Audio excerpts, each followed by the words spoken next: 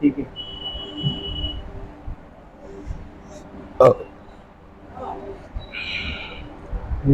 मैं संजय सिंह, पत्रकार दा सोशल मीडिया न्यूज अम्फा, जिला मुरैना, मध्य प्रदेश। मैं इस टाइम जग्गा चौराहे पे बीएसएनएल टावर के पास बैठा हुआ हूँ, जहाँ हमारा स्टूडियो है। मैं अपने स्टूडियो में बैठा हूँ और मैं शिषपाल जी हैं, जो इस समय ब्लॉक के उपाध्यक्ष हैं, उनसे मैं चर्चा करूँगा, उनसे बात करूँगा कि उनकी क्या समस्या है। और यहाँ पर लेन के प्रांत में एक तालाब बना था, उसमें इन पर आरोप लगाए जा रहे हैं कि इन्होंने ये तालाब बनवाया था। इसके विषय में मैं इनसे चर्चा करूंगा। शिषपाल जी, आप बताएं, आप पर जो आरोप लगाए उसके बारे में आप बताएं। देखो ऐसा है जो भी मेरे पर आरोप लगाए जा रहे हैं वो बिल्कुल झूठ है, बिल्कुल झूठ आरोप लगाए जा रहे हैं। मैं जनप्रतिनिधि हूँ, जनपद का उपाध्यक्ष हूँ, जनपद सदस्य हूँ। जनपद सदस्य मुझे बिचौलिया बड़ौली की जनता ने बनाया है और मुझे सभी के सहयोग से, सभी के आशीर्वाद से जनपद का उपाध्यक्ष बनाया गया। तो देखो इस समय जनपद का उपाध्यक्ष 55 पंचायत का हूँ। तो कहीं भी किसी प्रकार की समस्या होगी तो लोग मेरे लिए फोन लगाते हैं, जनता फोन लगाती है, तो मैं जाऊंगा उनके पास। देखो नेताओं का काम होता है, मतलब जनप्रतिनिधि का काम होता है जनता की सेवा करना, मेरा दायित्व बनता है।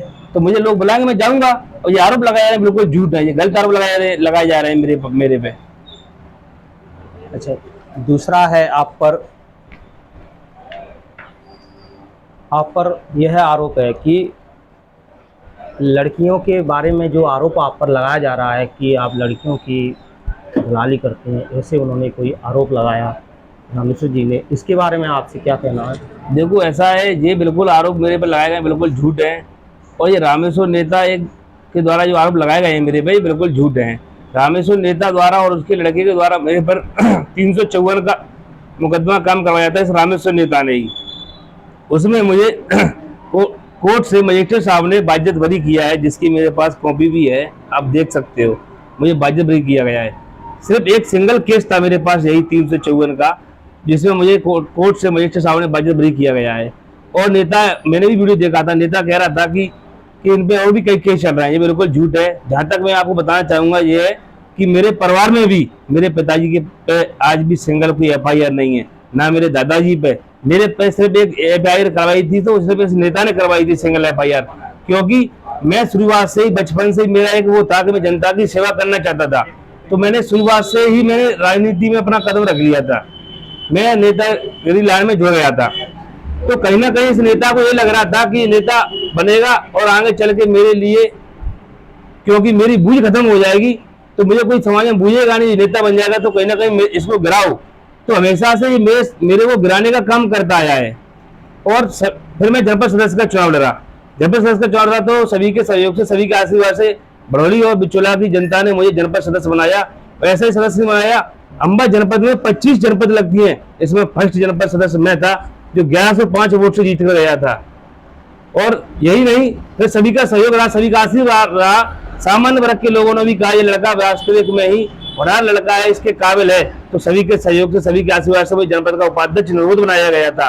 और ये नेता कहता है कि ये ऐसा करता है, वैसा करता है। हाँ, ये बात सही है, मैं बीजेपी का नेता हूँ, मगर इस द्वारा ये लगाए गए आरोप बिल्कुल झूठ है, गलत लगाए जा रहे हैं आरोप। अगर आरोप को कहता है इसने ये काम किया तो वो सिद्ध करके बताए। मेरे पे सिर्फ एक FIR सिंगल इसी ने करवाई थी, जो 354 की FIR हुई थी, जिसमें मुझे कोर्ट से बाइज्जत बरी किया गया था।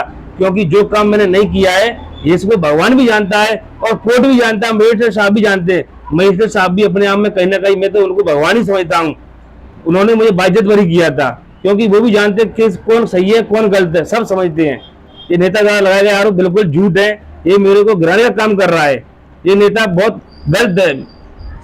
ये आरोप आप पर आ रहा है कि आप जब से बीजेपी में आए और आप पर बीजेपी में आने के बाद जो केस लगे थे वो सब बीजेपी में आने के बाद खत्म हो गए, ये आरोप है आपका, आपके ऊपर। देखो ये आरोप गलत है। ये बात सही है, मैं बीजेपी पार्टी में जुड़ा हूँ और कार्य कर रहा हूँ। क्योंकि जनपद का उपाध्यक्ष मुझे बीजेपी के पार्टी के सहयोग से, समर्थन से बनाया गया। तो मैं बीजेपी पार्टी में हूँ, बढ़िया काम कर रहा हूँ। ये नहीं मैं किसी पार्टी में काम करता हूँ तो पूरे तन मन धन से तरीके से काम करता हूँ। ये सही है, बीजेपी पार्टी में हूँ। मगर ये उनका कहना गलत है कि बीजेपी पार्टी में आए तब से मतलब ये केस बरी हो गया।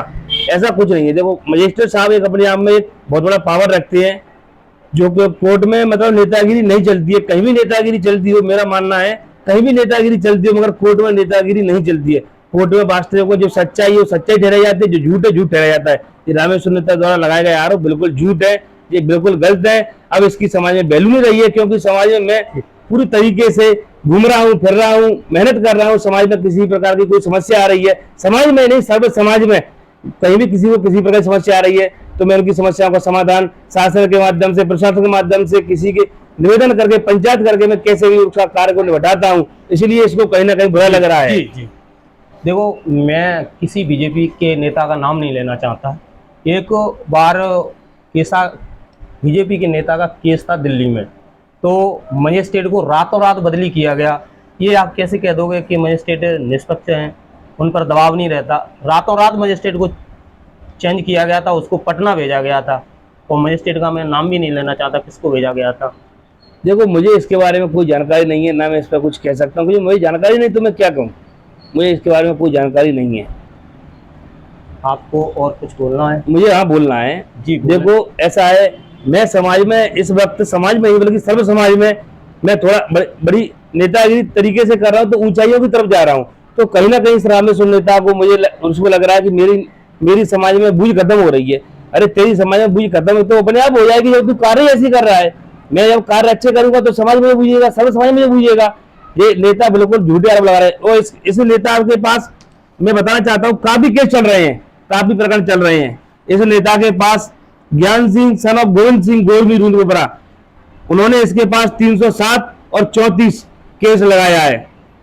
इन्होंने गोली साथ दी थी या किसी दवाई थी, उसमें इसके पास 307 केस लगा हुआ है।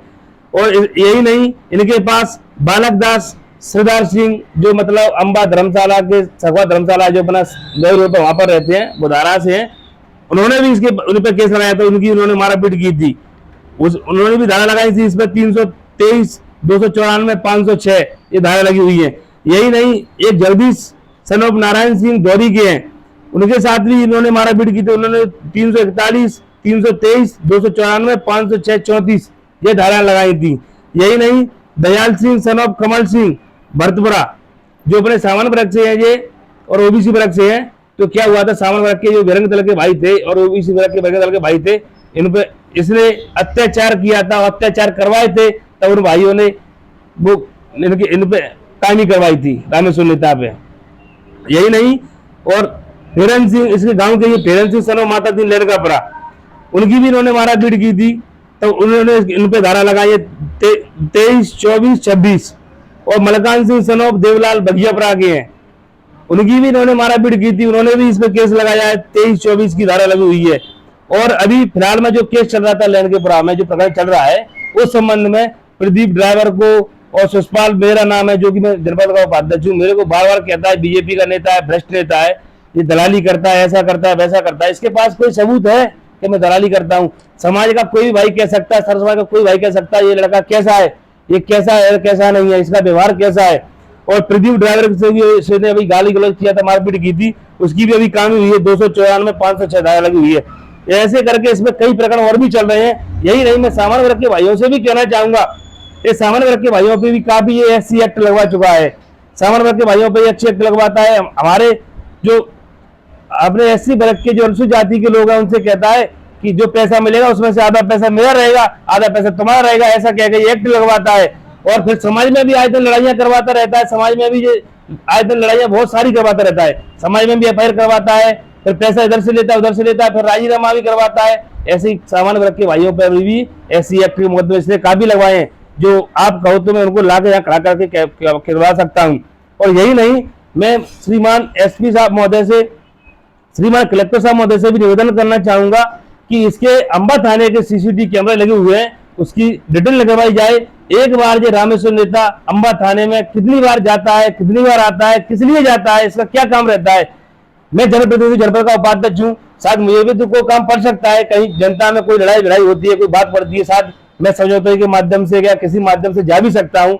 फिर भी मैं महीने में 2 महीने में एक आध बार जाता हूँ, और ये पर डे एक दिन में 10-10 बार जाता है। अंबा थाने का सीसीटीवी कैमरा दिखवाया जाए कि अंबा थाने में कितनी बार जाता है, ये समाज का दलाल है, ये समाज में से दलाली करता है, इसने पूरे समाज को खगोल लिया है।